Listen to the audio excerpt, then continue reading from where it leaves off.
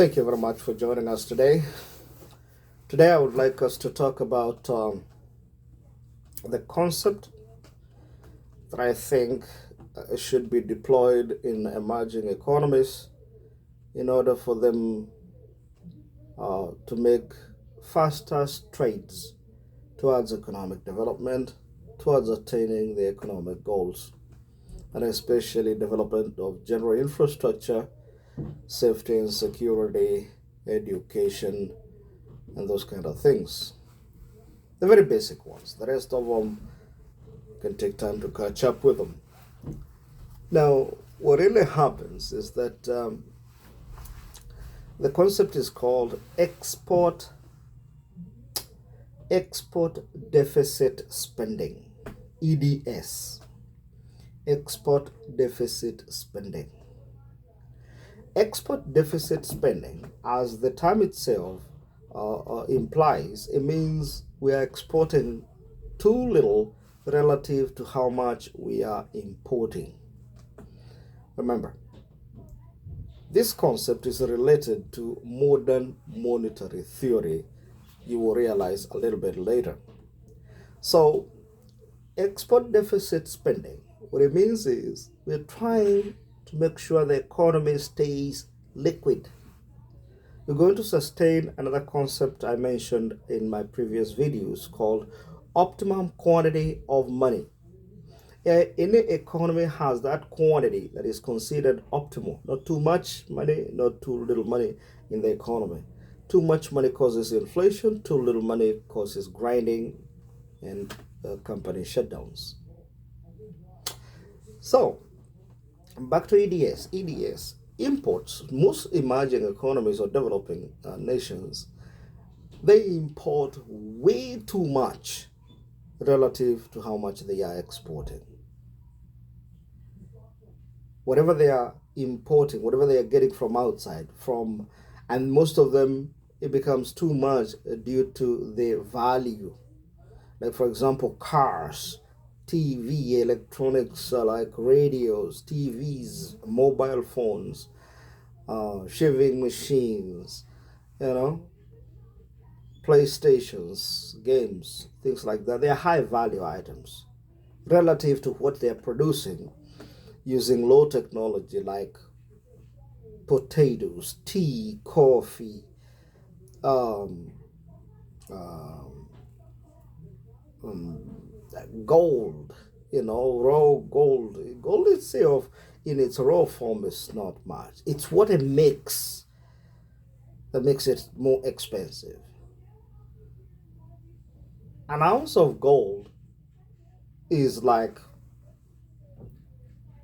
$2,000. But a gold chain may go even for $1 million, depending on what it has on it. It's value after value added. So back to exports.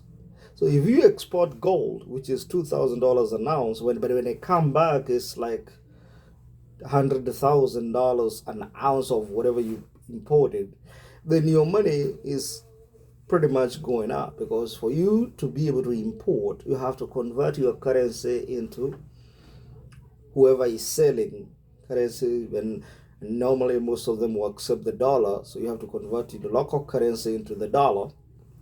Once you convert it into a dollar, then that dollar is gone. You'll get the chain, but $1 million is gone. So it means an equivalent of $1 million, based on whatever exchange rate of local currency, has been made to be defunct. Could be in the central bank, it could have just been deleted. If it was physical currency, it's stored somewhere in the bank. But if it was just digital currency, it's just gone. It's not coming back. But here's the deal. A very good example is, and I normally ask people, if, for example, a country with, let's say the exchange rate is 100 shillings to the dollar. If a country has total quantity of money, 10 billion, total quantity of money, all the money, 10 billion. And we decided, hey, we're going to get all that money, all the money we have, we're going to convert it into dollars. Take it to the bank, you get the dollars, you put it in one kitty, take it to America, and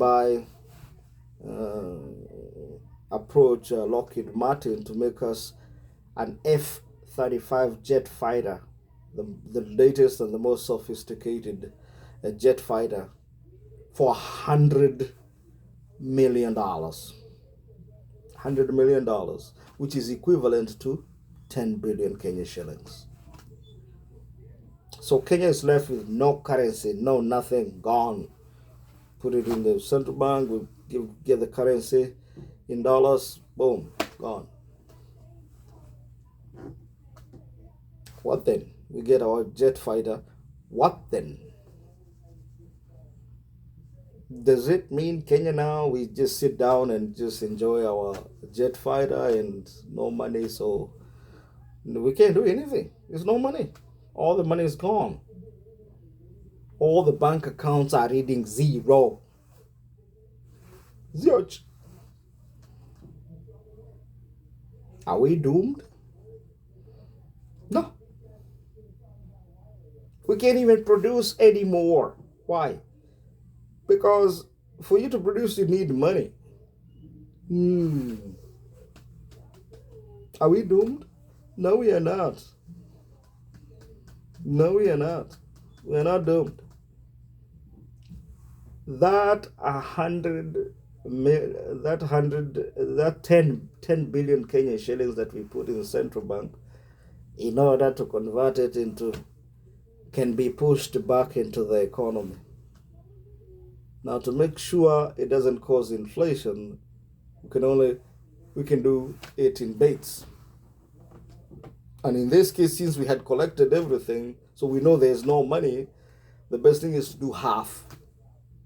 Spend half in January, let it seep right through into the economy, then push the other half.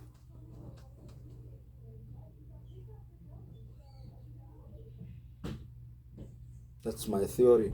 So export deficit spending goes like imports, which is in this case 10 billion.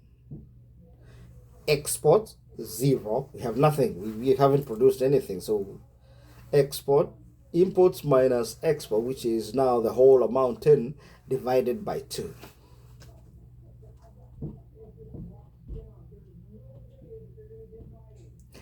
But in practical cases, there will be some exports, there will be remittances.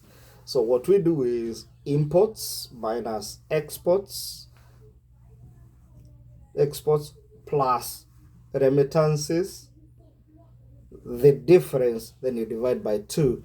That's the amount you should be able to put. The government should be able to push back into the economy in terms of building infrastructure, schools, roads, building maybe housing for the police and civil servants, or things like that. And that could help using local labor. The key is use local engineers, local labor, local materials where possible, because you want that money to get into their pockets. That way they can start moving again. You are greasing the economy. That's what it is. So export deficit spending. It is the government pushing back liquidity that has been drained by excessive importation of goods and services to help increase production, boost exports in order for us to be able to